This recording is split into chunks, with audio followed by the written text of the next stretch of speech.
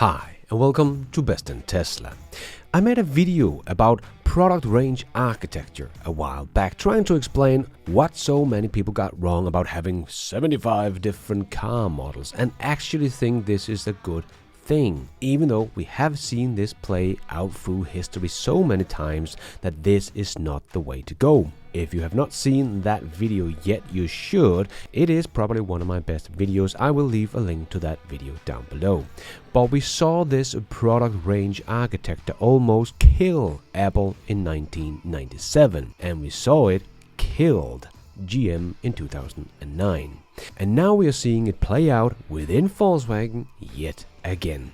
And Sandy Munro has just been out warning Volkswagen about this, saying they need to change fast if they should survive this shift to EVs, as they are still just making ICE cars with a battery in them, not making a smart car, and making the same mistakes of ignoring product range architecture as GM did.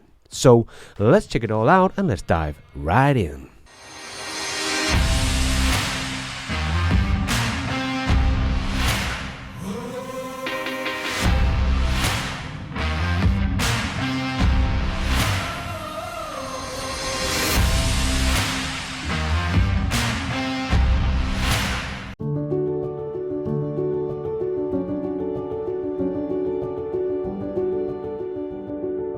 Here is a little snippet of Sandy Munro's video about his thought about the Q4 E-tron. Hey boys and girls, hi.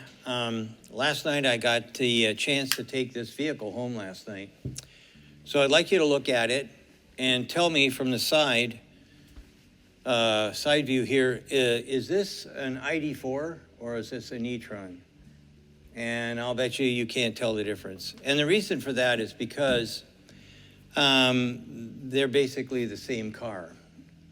So when you look at something like this, and you're old like me, things happen. And what you remember back to is when General Motors got some very astounding advice from a consulting company, and what they wound up doing was they made a Chevrolet and then turned it into a Buick and then an Oldsmobile, and then they turned it into a Cadillac.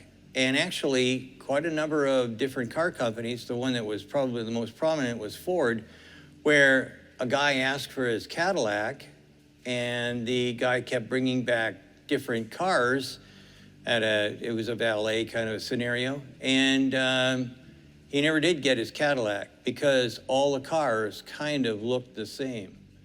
This was a disaster for General Motors, and I thought everyone had learned about that. You just don't paint a car a different color or change the front end here to a different grille and think, the customers are fooled. They're absolutely going to be astounded with this.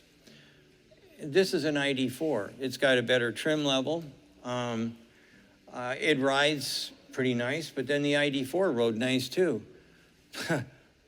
And the build quality is good. It's a Volkswagen. It's a good build quality. But something is terribly wrong at Volkswagen. This is an ICE vehicle that just happens to have a battery pack. And by the way, have a look at the button. Let me get rid of this. Have a look at the buttons. Have a look at how many buttons are on here. I got a handle here, smart stick here, another one here. I got two paddles. I got another smart stick over there. I got buttons everywhere on here. And I don't know where the heck it is. There's a little rotary thing.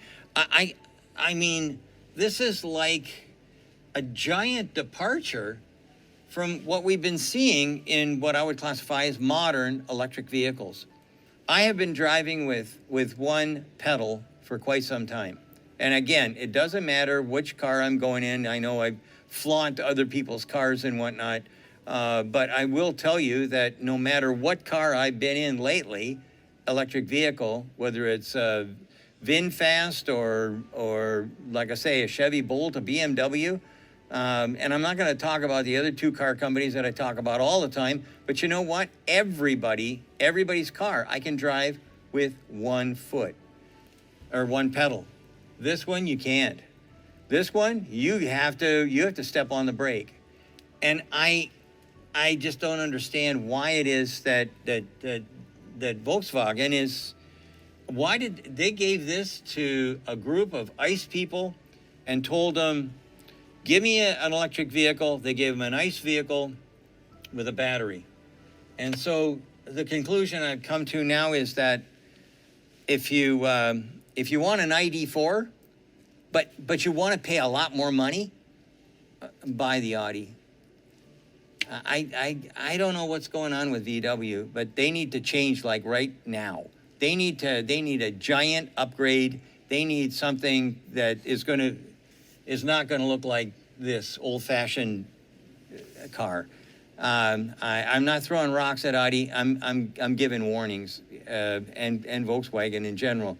You got to come up with something a whole lot better than this if you're going to make it in the market in the next generation. So as you can hear, Sandy is not very happy with this electric vehicle from Audi. It is simply just the ID4 disguised as an Audi.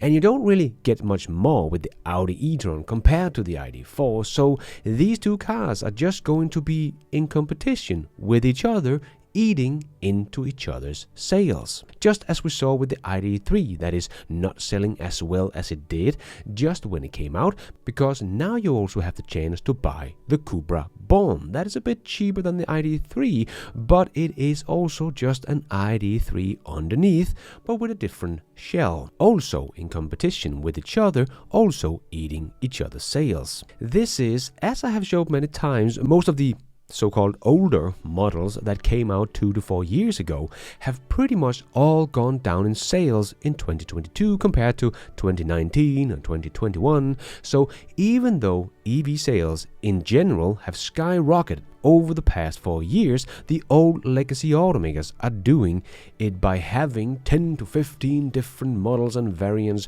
customers can buy, not by scaling one model up significantly. And most of those are actually down, like the Renault Zoe that was the king of Europe in 2020. That was the #1 EV in Europe, selling about 87,000 units. The Jaguar I-Pace about 12,000 units. The E-tron about 28,000 units.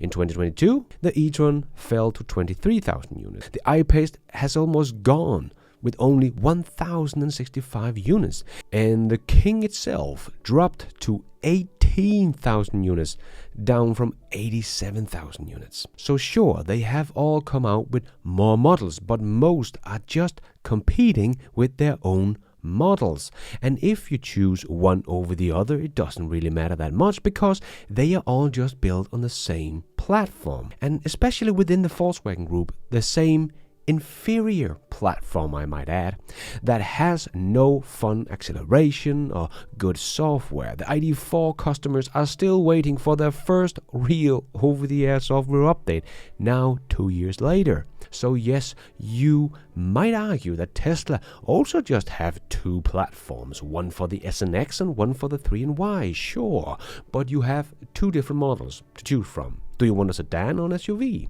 Do you want the high-end premium or the mid-range premium cars? That's it.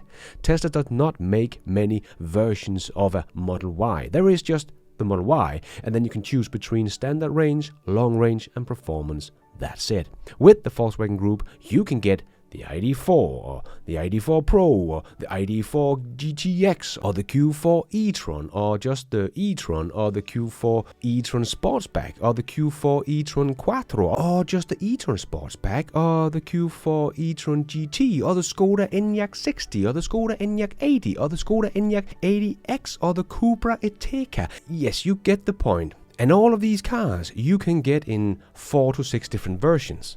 And they are all pretty much the same car underneath, on an inferior platform. So all in direct competition with each other within the same automotive group. This is ridiculous. So no wonder that the Tesla Model Y is sitting on the top of the list, way out in front of everybody else in 2022, and has already left everyone behind in 2023 with more than twice the sales in Europe than the runner-up. That is the Volvo XC40, which is a very capable EV. So Volkswagen is actually in a bit of trouble here, as they are building every EV on their inferior MEB platform, and the platform that should come in and save them and take them to the next level, the Trinity platform, has been delayed until the end of this decade.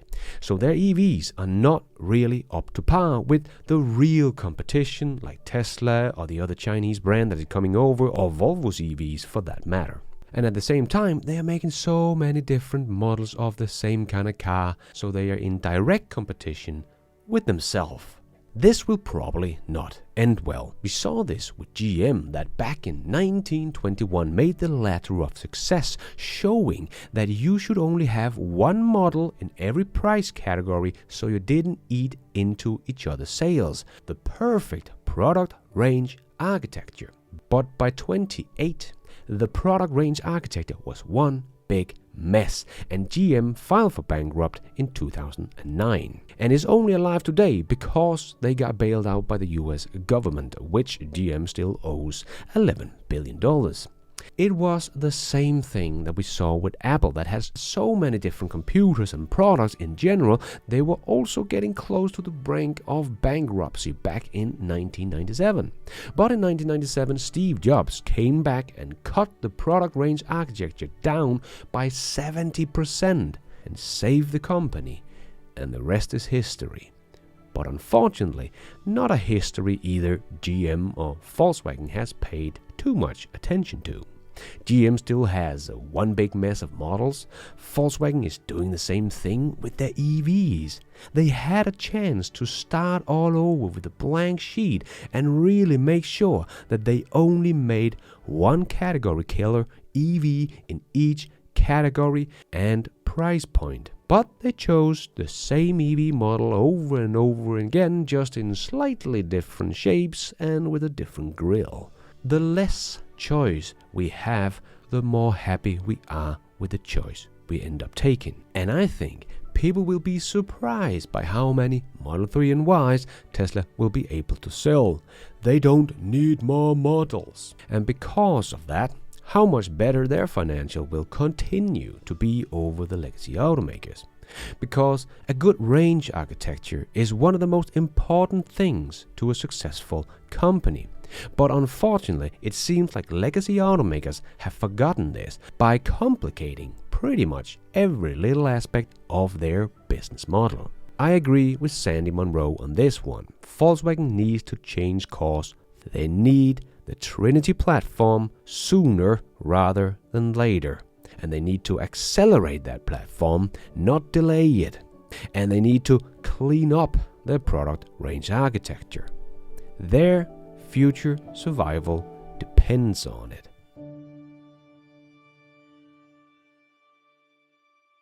And thank you for watching. And until next time, take care out there and be nice.